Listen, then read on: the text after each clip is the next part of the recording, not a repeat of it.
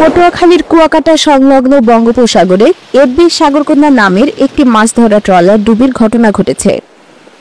এ ঘটনায় সমুদ্রে 4 দিন ভেসে থাকার পর 9 জেলেকে উদ্ধার করেছে অপর দুটি মাছ ধরা ট্রলার।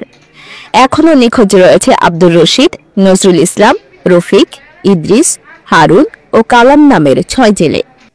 মঙ্গলবার ভোররাতে আহত জেলেদের কলাপাড়া হাসপাতালে ভর্তি করা হয়। এর আগে গত শুক্রবার সকাল 10টার দিকে বঙ্গোপসাগরের শেষ বয়ার 75 কিলোমিটার গভীরে এ ঘটনা ঘটে। উদ্ধারকৃত জেলেরা জানান, বৃহস্পতিবার সকালে আব্দুর রশিদ মাঝি 15 জেলে সহ মহিপুর থেকে ওই ট্রলারটি নিয়ে গভীর সাগরে যায়।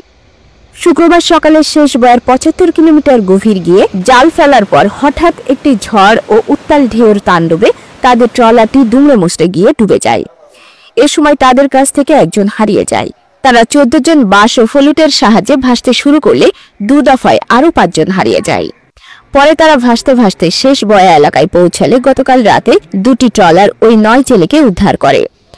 মহিপুর থানার ওসি মাহমুদ হাসান বলেন, এ ঘটনায় গত 26 জুলাই ট্রলার মালিক কিশোর হাওলাদার জেলে নিখোঁজ উল্লেখ করে একটি সাধারণ ডায়েরি করেছেন এবং ট্রলার মালিক জানিয়েছে, আমরা নিখোঁজ 6 জেলের সন্ধানে চেষ্টা চালাচ্ছি ও প্রশাসনের সহযোগিতা চাচ্ছি।